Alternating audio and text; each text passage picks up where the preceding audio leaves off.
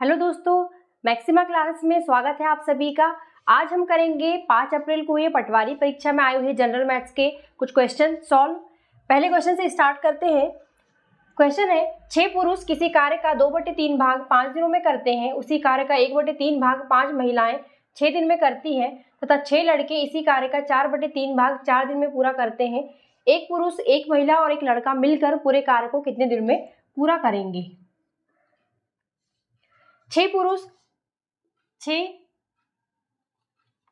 किसी काम के 2/3 भाग को 5 दिनों में कर रहे हैं। 2/3 भाग को 5 दिनों में कर रहे हैं तो एक पूरे भाग को कितने दिनों में करेंगे? तो 5/2/3 मीन्स ये हो जाएगा 15/2। तो 6 आदमी पूरे काम को 15/2 दिन में कर रहे हैं। फिर आगे लिखा है उसी कार्य का 1/3 भाग 5 महिलाएं 6 दिन में करती हैं। तो 5 महिलाएं कार्य के 1/3 भाग को 6 दिन में करती हैं। तो पूरे एक भाग को कितने दिन में करेगी? तो 6 18 दिन में करेगी। तो पूरे कार्य को वो 18 दिन में करेगी। मतलब 5 महिलाएं पूरे कार्य को 18 दिन लेती है करने में। 6 पुरुष पूरे कार्य को करने में 15/2 दिन लेते हैं। आगे लिखा है 6 लड़के इसी कार्य का 4/3 भाग 4 दिन में पूरा करते हैं। 4/3 भाग 4 दिन में करेंगे तो एक भाग कितने दिन में करेंगे? 4/4/3। तो ये हो जाएगा 4 × 12 3 हो जाएगा। तो 6 लड़के 6 बॉयज करते हैं पूरे काम को 3 दिन में करते हैं पूरा। अब हम सॉल्यूशन को इजी बनाने के लिए हम क्या करते हैं, इनका एलसीएम निकाल लेते हैं। 15, 18 और 3 का 15, 18 और 3 का एलसीएम निकालेंगे तो 3 × 5 = 15, 18 का हो जाएगा 3 × 6 = 18, ये हो गया। और 3 का तो 3 है, ठीक है। तो ये 3 तो आ ही जाएगा। 3 × 2 × 5, 5 × 10, 10 × 30, 90। तो तीनों का एलसीएम निकालेंगे तो कितना आ रहा है? 90। तो हम क्या मान लेते हैं कि टोटल कार्य जो है वो 90 यूनिट कार्य है। टोटल कार्य जो है वो 90 यूनिट है, ये मान लेते हैं। अब 6 आदमी पूरे काम को 15/2 दिन में करते हैं तो 90 यूनिट मतलब एक दिन का काम कितना हो जाएगा उनका? एक दिन का काम तो 90/15/2। तो 90/15/2 कितना हो जाएगा? 15 × 6 = 90 और 6 दूनी 12, मतलब 90/15/2, 6 दूनी 12 आ रहा है। फिर 5 महिलाएं पूरे कार्य को 18 दिन में करती हैं तो एक दिन का काम कितना हो जाएगा उनका? 18 × 5 = 90, तो 5 यूनिट, ये 12 यूनिट पर डे। उसी तरह 6 लड़के पूरे कार्य को 3 दिन में पूरा करते हैं तो तो एक दिन का काम कितना हो जाएगा उनका? 90/3 मतलब 30 यूनिट हो जाएगा। अब ये 6 आदमियों की एफिशिएंसी 12 यूनिट है, 5 औरतों की एफिशिएंसी 5 यूनिट है, मीन्स एक दिन का काम। एफिशिएंसी मीन्स एक दिन का काम। और 6 लड़कों की एफिशिएंसी मीन्स एक दिन का काम जो है 30 यूनिट है। तो 6 आदमियों की एफिशिएंसी दी है 12, तो एक आदमी की एफिशिएंसी आ जाएगी 12/6, 2 यूनिट पर डे। उसी तरह 5 महिलाओं की एफिशिएंसी दी है, निकल आई है हमारी 5 यूनिट, तो एक महिला की एफिशिएंसी कितनी हो जाएगी? 1 यूनिट। मतलब एफिशिएंसी मीन्स एक महिला का एक दिन का काम 1 यूनिट है, एक पुरुष का एक दिन का काम 2 यूनिट है। उसी तरह 6 लड़कों की एफिशिएंसी 30 यूनिट है, तो एक लड़के की एफिशिएंसी कितनी हो जाएगी? 30/6, 5 unit per day, means 5 unit एक दिन में करता है एक लड़का, ठीक है। अब हमें पूछा है एक पुरुष, एक महिला और एक लड़का पूरे कार्य को कितने दिनों में पूरा करेंगे? तो सबकी अलग अलग एफिशिएंसी निकाल ली हमने। अब तीनों की कंबाइंड एफिशिएंसी निकाल लेते हैं। तो MWB कंबाइंड एफिशिएंसी कितना है? 2, 3 और 5 और 3 8। तो इनकी कंबाइंड एफिशिएंसी कितनी हो गई? 2 और 1 3, 5 3 8 हो गई, 8 यूनिट हो गई। तो तीनों की कंबाइंड एफिशिएंसी 8 यूनिट, मतलब एक दिन में वो 8 यूनिट काम करते हैं। एक दिन में 8 यूनिट काम करते हैं मतलब 8 यूनिट यदि वो एक दिन में करते हैं तो 90 यूनिट कितने दिन में करेंगे? तो 90/8 हो जाएगा। तो यही आंसर हो जाएगा। इसको सॉल्व कर लेंगे। 45/8 4 दिन में। तो एक महिला, एक पुरुष और एक लड़का जो है पूरे कार्य को 45/4 दिन में पूरा करेंगे। यही आंसर है। नेक्स्ट क्वेश्चन है, एक व्यापारी जब एक बैल को 20% हानि पर तथा एक ऊंट को 10% लाभ पर बेचता है तो उसे कुल व्यापार में न लाभ होता है न हानि। जब वो बैल को 5% हानि तथा ऊंट को 10% लाभ पर बेचता है तो उसे व्यापार में कुल लाभ या हानि क्या होगी? जब उसने बैल को 20% हानि और ऊंट को 10% लाभ पर बेचा तो टोटल उसको लाभ या हानि जो है वो 0 हुआ, ना लाभ हुआ ना हानि हुआ। इसका मतलब ये कि जितना उसको बैल को बेचने में हानि हुई उतना ही लाभ उसको ऊंट को बेचने में हो गया। या फिर ये कह सकते हैं कि जो बैल पर जो हानि हुई वो ऊंट पर हुए लाभ के बराबर है।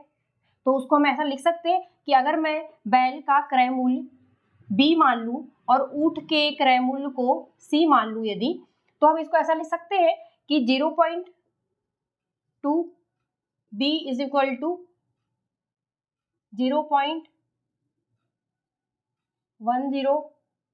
C लिख सकते हैं, या इसको डायरेक्ट ऐसा भी लिख सकते हैं 20% B का 10% C के बराबर है। बैल का जो विक्रय मूल्य है उसमें 20% का लाभ हुआ और जो ऊंट का क्रय मूल्य है उसमें 10%, इसमें 20% की हानि हुई, इसमें 10% का लाभ हुआ और ये दोनों बराबर है।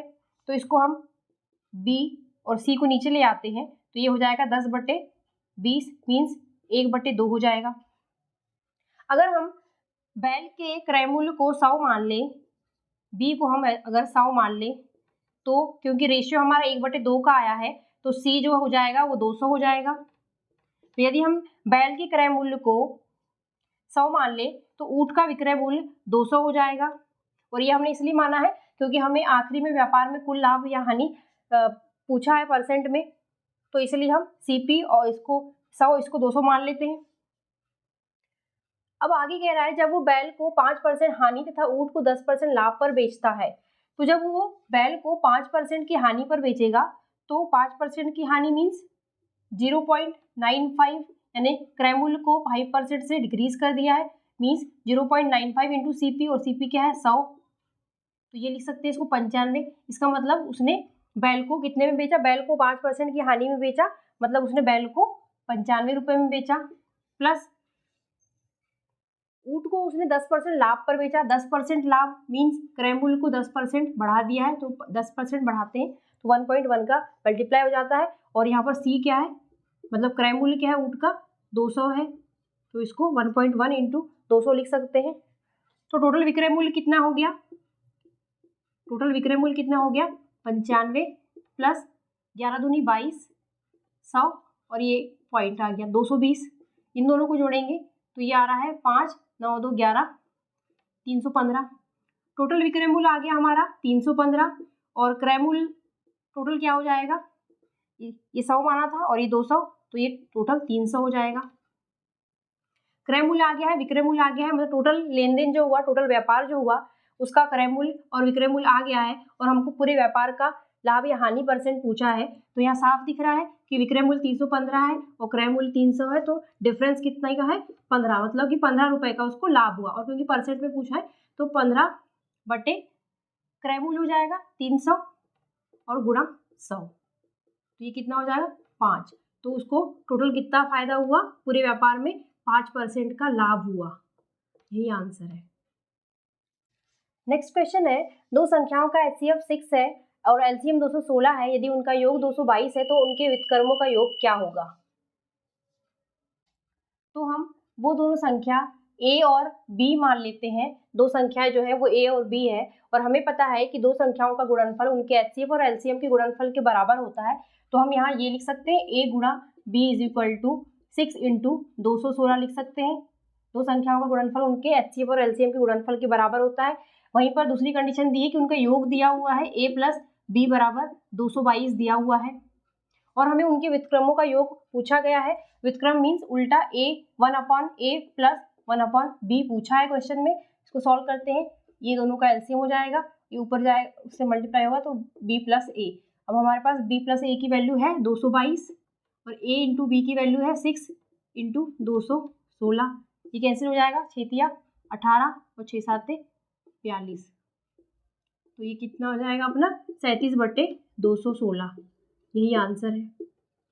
दूसरा क्वेश्चन है, यदि 3x + 6y + 6 = 0 दिया हुआ है, x + 3y + 9 0 दिया हुआ है, तो 4x + 3y का मान क्या है? तो इसमें हम 3 का मल्टीप्लाई करके इससे माइनस कर देते हैं। पहले इसमें 3 का मल्टीप्लाई करेंगे तो ये हो जाएगा 3x 9y और ये हो जाएगा 3 9 27 हो जाएगा। इसको माइनस कर देते हैं पूरी इक्वेशन को, तो x और y का मान निकालने में सहूलियत होगी। करते हैं इसको, ये कैंसिल हो गया, 6 में से 9 गए, या उल्टा कर देते हैं, 9 में से 6 गए 3y और 27 में से 6 गए 21 बराबर 0। तो यहाँ से 3y की वैल्यू निकल आएगी, ये इस तरफ जाएगा तो -21 हो जाएगा और y आ जाएगा -7 आ जाएगा। ये y की वैल्यू यहाँ पुट करते हैं तो x का मान आ जाएगा, y की वैल्यू पुट करते हैं यहाँ पे, x ये है +3 और y की वैल्यू है -7 + 9 = 0, ये हो जाएगा 7 या 21 + 9 = 0। तो x की वैल्यू कितनी आ जाएगी, 21 में से 9 गए 12, तो x की वैल्यू 12 आ गई। y की वैल्यू आ गई, यहाँ पुट कर देते हैं तो ये हो जाएगा 4 × 12, 12 की वैल्यू रख दी हमने, y की -7 है तो +3 और यहाँ पर -7 रख दिया, हो गया 12 × 4 = 48 और ये हो गया 7 × 21, तो आंसर आ जाएगा अपना 27। इसका मान कितना हो गया 27, यही आंसर है। नेक्स्ट क्वेश्चन है, किसी समानांतर श्रेणी का पहला पद 1 तथा अंतिम पद 11 है, यदि सभी पदों का योग 36 है तो पदों की संख्या क्या है? समानांतर श्रेणी मीन्स अरिथमेटिक प्रोग्रेशन, मीन्स ये ऐसी सीरीज होती है जिसमें हर दूसरी संख्या का डिफरेंस पहली संख्या से सेम होता है। माना कि जैसे कोई सीरीज है 2 4 6 8, इसमें हर दूसरी संख्या पहले से 2 कम 2 ज़्यादा है, यहाँ भी 2 का डिफरेंस है, यहाँ का भी 2 का डिफरेंस है, तो इसको हम अरिथमेटिक प्रोग्रेशन या समानांतर श्रेणी बोलेंगे। इसमें 2 मेन फॉर्मूले होते हैं, एक तो nth टर्म का फॉर्मूला होता है जिसमें a + n - 1d होता है। nth मतलब कोई भी नंबर की टर्म निकालना है किसी अरिथमेटिक प्रोग्रेशन में या समानांतर श्रेणी में, तो उसका फॉर्मूला ये होता है, जहाँ पर ये जो होती है फर्स्ट टर्म होती है, मतलब वो सीरीज का पहला टर्म जो होता है वो a होता है, n कोई भी जितने नंबर की टर्म निकालना है वो n, और d जो होता है जो कॉमन डिफरेंस जो होता है इनके बीच में, जैसे यहाँ पर इस कंडीशन के लिए यहाँ पर 2 है d। और एक इसका होता है, इस सीरीज का यदि सम निकालना तो एक सम का फॉर्मूला होता है, वो होता है n/2 2a + n - 1d। यहाँ पर n और a और d यूज हुआ है, जैसे यहाँ पर n a d था वैसे ये भी है। अब यहाँ पर क्वेश्चन करते हैं, किसी समांतर श्रेणी का पहला पद दिया है, मीन्स a दिया हुआ है, a दिया हुआ है 1, अंतिम पद दिया हुआ है 11, तो लास्ट टर्म में हालांकि हम a nth मान लेते हैं कि वो 11 है। सभी पदों का योग दिया हुआ है, मीन्स Sn दिया हुआ है 36, तो पदों की संख्या निकालना है, मीन्स हमको n निकालना है। ठीक है, अब अंतिम पद दिया हुआ है 11 और पदों की संख्या पूछा है, तो 11 जो है, माना कि पदों की संख्या n है, तो a nth मतलब nth नंबर का टर्म क्या है 11, और nth टर्म का फॉर्मूला हमारे पास है ये वाला, तो हम ये फॉर्मूला रख देते हैं, तो हमारे पास nth टर्म पता है हमको 11 है, और इसका फॉर्मूला nth टर्म निकालने का फॉर्मूला ये है, तो इसमें हम वैल्यू पुट कर देते हैं। a की वैल्यू क्या है 1 + n - 1d, n निकालना है हमको, d भी नहीं पता है, यहाँ पर d भी नहीं दिया हुआ है ये, तो एक को हम इस तरफ ले आते हैं, तो यहाँ से हमको n - 1d की वैल्यू मिल गई यहाँ से। अब दिया हुआ है सभी पदों का योग 36 दिया हुआ है, मीन्स ये Sn दिया हुआ है 36, इसको पुट कर देते हैं यहाँ 36, n/2, n तो निकालना ही है, n रख देते हैं इसको, a दिया हुआ है, पहली टर्म दिया हुआ है, तो यहाँ इसकी वैल्यू 1 पुट कर देते हैं, तो ये हो जाएगा 2 हो जाएगा। फिर n - 1d, ये पूरा टर्म हमको नहीं पता, पर हमने वो टर्म यहाँ से निकाल लिया है, तो इसकी वैल्यू हम यहाँ पुट कर देते हैं, तो इस पूरे टर्म की वैल्यू क्या है 10, तो यहाँ 10 रख देते हैं, ये हो गया। अब इसको सॉल्व कर देते हैं, तो ये 36 है, n/2 है, और ये 10 और 2 12, ये कैंसिल हो जाएगा 6, और 6 को हम इस तरफ ले आते हैं, तो ये हो जाएगा 6 6 36, तो एक n की वैल्यू कितनी आ गई यहाँ पे 6, n मीन्स पदों की संख्या, और पदों की संख्या कितनी आ गई 6, यही आंसर है। नेक्स्ट क्वेश्चन है, a और b की वर्तमान आयु का अनुपात 3:5 है, 4 वर्ष पूर्व उनकी आयु का योग 64 वर्ष था, 8 वर्ष बाद a की आयु कितनी होगी? ए और बी की वर्तमान आयु का अनुपात दिया हुआ है 3/5, तो मैं मान लेती हूँ कि इनका कॉमन फैक्टर जो है वो x है, तो ये हो जाएगा ए की आयु 3x और बी की आयु 5x हो जाएगी। 4 वर्ष पूर्व उनकी आयु का योग 64 वर्ष था, तो 4 वर्ष पूर्व ए की आयु क्या हो जाएगी 3x - 4, और उसी तरह बी की आयु कितनी हो जाएगी, अभी ये दोनों की वर्तमान आयु है, तो 4 वर्ष पूर्व भी बी की आयु कितनी हो जाएगी 5x - 4, और कह रहा है इन दोनों की आयु का योग जो है वो 64 वर्ष है। तो यहाँ से x की वैल्यू निकल के आ जाएगी, ये हो जाएगा 3 5 8x, और ये 4 और 4 8, उस तरफ जाएगा तो +8 हो जाएगा, तो ये हो जाएगा 72। तो x की वैल्यू कितनी आ गई, इधर 8 ले जाएंगे तो ये 9, x की वैल्यू कितनी आ गई 9 आ गई। तो a ही पूछा है तो a की वैल्यू निकाल लेते हैं, मतलब a की आयु निकाल लेते हैं। अभी की आयु a की कितनी आ जाएगी, 9 की वैल्यू आ गई हमारी, 9 या 27, तो अभी वर्तमान की आयु कितनी आ गई, a की 27 वर्ष आ गई। पर क्वेश्चन में ये पूछा है क्या, नहीं, क्वेश्चन में पूछा 8 वर्ष बाद a की आयु कितनी होगी, तो अगर ऑप्शन में 27 दिया हो तो उस पर मार्क मत कीजिएगा, सवाल पढ़िएगा 8 वर्ष बाद पूछा है तो इसमें 8 वर्ष जोड़ देंगे, तो ये हो जाएगा 35 वर्ष। तो 8 वर्ष बाद ए की आयु कितनी होगी 35 वर्ष, ये आंसर है। नेक्स्ट क्वेश्चन है 6400 रुपए लगाकर ए व्यापार शुरू करता है, 4 माह बाद बी भी व्यापार में कुछ राशि लगाता है, यदि वर्ष के अंत में उनके लाभ का अनुपात 4:5 है तो बी ने व्यापार में कितनी राशि लगाई है। तो व्यापार में लाभ का अनुपात जो होता है वो हमेशा क्या होता है, रुपए इंटू टाइम, मतलब कितने रुपए कितने टाइम के लिए लगाए उस अनुपात में पैसा बढ़ता है व्यापार के लाभ का। तो यहाँ पर भी ए ने 6400 रुपए लगाए हैं और कितने दिन के लिए लगाए हैं, पूरे 1 वर्ष के लिए लगाया, मीन्स 12 महीने के लिए कर लेते हैं। और बी ने कुछ राशि लगाई है, राशि नहीं दी गई है, तो x इंटू कितने वर्ष के लिए लगाई है उसने, तो 4 माह बाद लगाया उसने, मीन्स 8 महीने के लिए लगाया, तो इसने 12 महीने के लिए पैसा लगाया था, इसने 8 महीने के लिए लगाया, तो जो भी लाभ होगा वो इस अनुपात में बटेगा दोनों में, ये ए का अमाउंट ए का टाइम, बी का अमाउंट बी का टाइम, इसका रेशियो निकालेंगे, ये किसके बराबर है, ये अनुपात कह रहा है लाभ का अनुपात 4/5 के बराबर है, 4/5 के बराबर है। इसको सॉल्व कर लेते हैं, ये हो जाएगा 800, तो यहाँ से इसको x की वैल्यू आ जाएगी, x को उस तरफ लेके जाते हैं और इसको इस तरफ लेके आएंगे, तो ये हो जाएगा 800 गुणा 5/4 गुणा 12, ठीक है।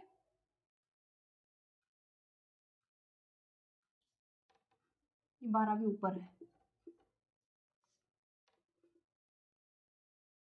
ये हो जाएगा 200 और ये 12 पंचे 60 और 60 दूनी 120 और 2 जीरो, तो x ने कितना अमाउंट लगाया है 12,000 रुपए, यही आंसर है। नेक्स्ट क्वेश्चन है 28,500 रुपए को ए और बी में बांटा जाता है, ए का 10% बी के 9% के बराबर है, तो ए को कितने रुपए मिलेंगे। ए का 10% बी के 9% के बराबर है, तो इसको ऐसा लिख सकते हैं a बटे बी इज इक्वल टू 9/10, मतलब जो भी इस अमाउंट को जब बांटेंगे तो जो भी अमाउंट किस रेशियो में बटेगा 9/10 के, यदि टोटल 19 पार्ट है, टोटल पार्ट कितने 9 और 10, 19 पार्ट है, 19 में से 9 पार्ट ए को मिलेंगे और बी को मिलेगा 10 पार्ट, तो ये कह सकते हैं कि ए को कितने रुपए मिले, तो ए को अपन ये कह सकते हैं कि ए को 9/19, टोटल पार्ट 19 है, तो 19 में से 9 पार्ट ए को मिले हैं, ठीक है, और किसका 28,500 रुपए का, तो ए का अमाउंट इतना हो जाएगा 9/19 उसको मिलेगा। इसको सॉल्व कर लेते हैं, 19 से कम 19 बचा 9, 19 पाँचे 95, इसको सॉल्व करते हैं, ये हो जाएगा 5 45 और 4 13, तो ए को कितना अमाउंट मिला 13,500 रुपए, यही आंसर है।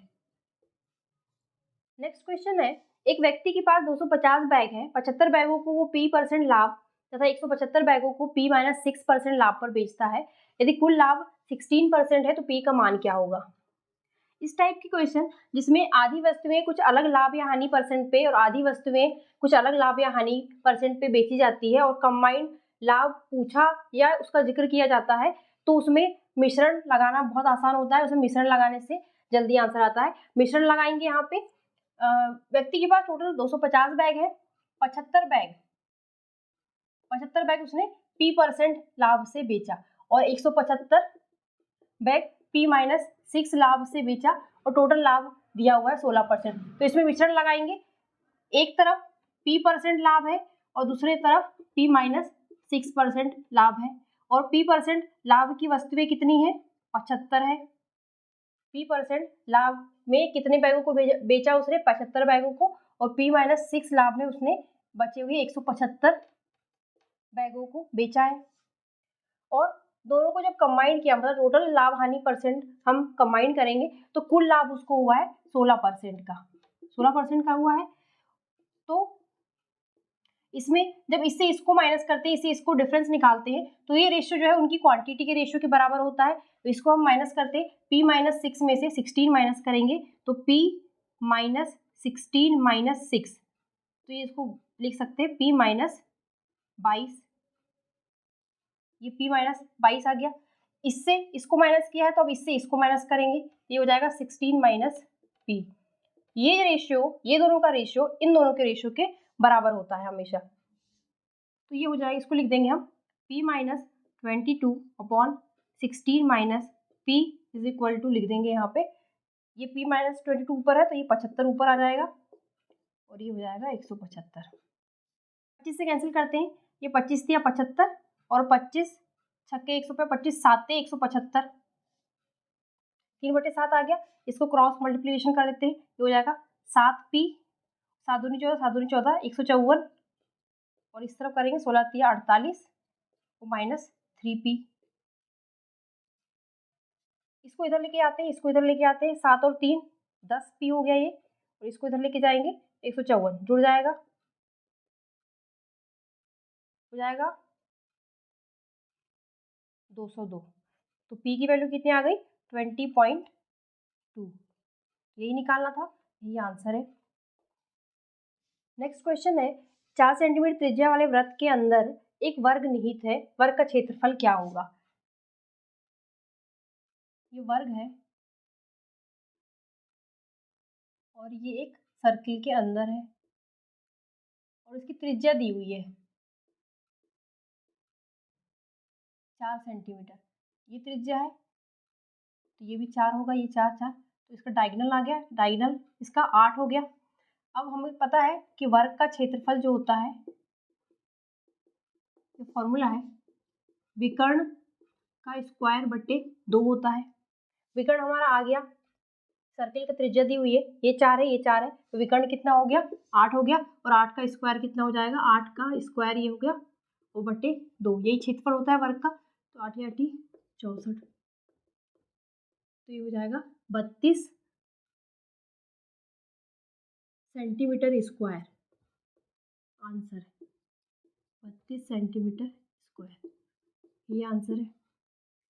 दूसरा है, आयत का परिमाप 28 सेंटीमीटर है, मीन्स 2 गुणित लंबाई धन चौड़ाई 28 है, आयत ये है, आयत का परिमाप ये होता है, ये 28 दिया हुआ है, या फिर इसको कह सकते हैं कि L + B की वैल्यू कितनी हो जाएगी, 14 हो गई। क्षेत्रफल दिया हुआ है 48 सेंटीमीटर, मीन्स लंबाई गुणित चौड़ाई, लंबाई गुणित चौड़ाई क्या होती है, L × B 48। अब इसको और इसको हम देखें तो थोड़ा सा देखने से समझ में आ रहा है कि ये होता है 8 × 48 और ये 8 और 6 14 होता है, तो L और B कितना आ गया, 8 और 6 होगा, तो L 8 होगा और B होगा 6।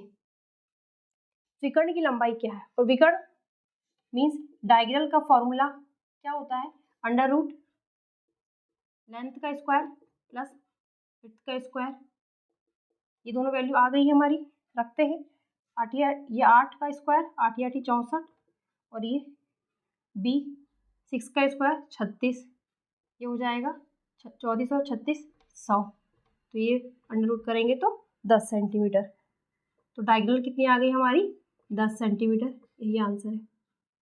नेक्स्ट क्वेश्चन है, 40,000 रुपए की धनराशि पर 2 वर्ष के चक्रवृद्धि ब्याज तथा साधारण ब्याज का अंतर 484 रुपए है, तो दर याद करें। तो 2 वर्ष का कंपाउंड इंटरेस्ट और सिंपल इंटरेस्ट का जो डिफरेंस होता है उसका एक फॉर्मूला है PR² / 100 का स्क्वायर होता है, ये होता है कंपाउंड इंटरेस्ट और सिंपल इंटरेस्ट का डिफरेंस। यदि हम इस फॉर्मूले को देखें कि किस तरीके से आया है, तो कंपाउंड इंटरेस्ट क्या होगा, कंपाउंड इंटरेस्ट को हम लिख सकते हैं P1 प्लस, ऐसा लिख सकते हैं इसको। और क्योंकि ये तो अमाउंट का फॉर्मूला है, तो कंपाउंड इंटरेस्ट निकाला, तो इसमें से हम P माइनस कर देंगे, तो ये कंपाउंड इंटरेस्ट है। और माइनस सिंपल इंटरेस्ट को हम यदि माइनस करें तो सिंपल इंटरेस्ट क्या होगा, P into R into time कितना, यहाँ पर 2 वर्ष है, क्योंकि 2 वर्ष का ही निकाल रहे हैं, 2 वर्ष का ही फॉर्मूला है ये। इसको सॉल्व करते हैं तो इसमें a प्लस बी का होल स्क्वायर वाला फॉर्मूला लग जाएगा, तो ये हो जाएगा 1 a का स्क्वायर प्लस b का स्क्वायर प्लस 2ab, तो ये हो जाएगा 2r/100, बाहर माइनस p है, और ये हो जाएगा 2pr/100।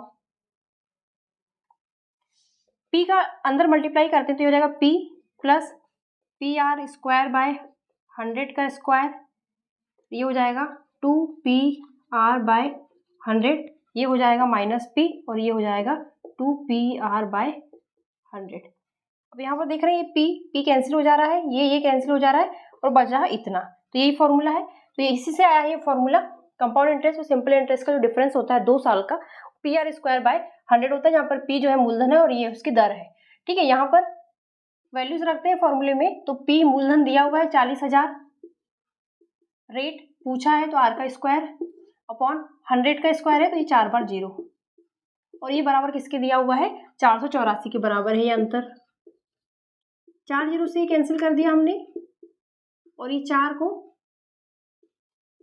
121 बार ये कैंसिल हो गया ये, तो r स्क्वायर कितना आ गया 121, तो r की वैल्यू कितनी आ गई 11, तो रेट कितना हो गया 11%, यही आंसर है। नेक्स्ट क्वेश्चन ये है, इसमें इसकी वैल्यू दी है 2 और इसका मान निकालना है।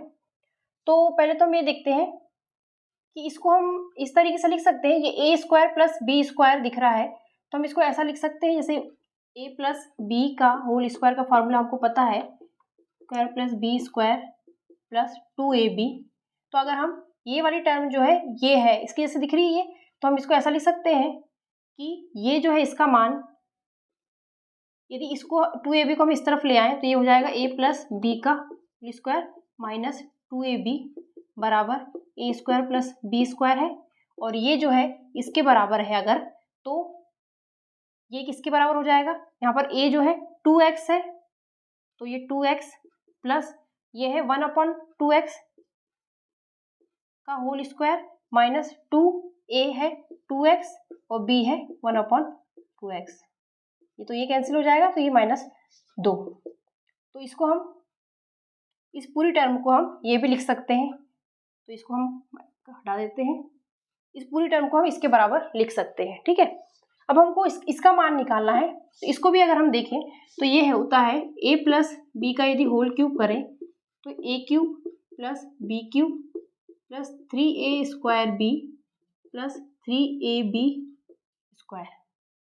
इस तरीके से। और इसमें ये वाली टर्म जो है ये है, तो इसको हम इस तरीके से लिख सकते हैं 2x प्लस 1/2x का होल क्यूब, और ये दोनों इस तरफ आया तो इसको पहले यहीं पर कॉमन ले लेते हैं अगर 3ab, तो ये हो जाएगा a प्लस b। इस पूरी टर्म को इस तरफ लेके आएंगे यदि, तो ये 3 और a और b, इस केस में हमारा 2x और 1/2x है, तो ये 2x 1/2x और ये 2x प्लस 1/2x। तो ये निकालना है, इसका मतलब हमें ये निकालना है, और ये दिया हुआ है, इसका मतलब ये दिया हुआ है। ठीक है, और ये है,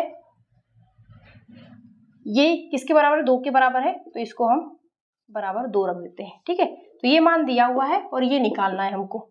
तो यहां से हम देखते हैं, इसको अगर हम इधर लेके जाएंगे तो ये हो जाएगा 4, और ये स्क्वायर को हम इस तरफ लेके जाएंगे तो हो जाएगा √2, तो यहाँ से ये आ गया 2x प्लस 2x की वैल्यू हमारी कितनी आ गई 2 आ गई।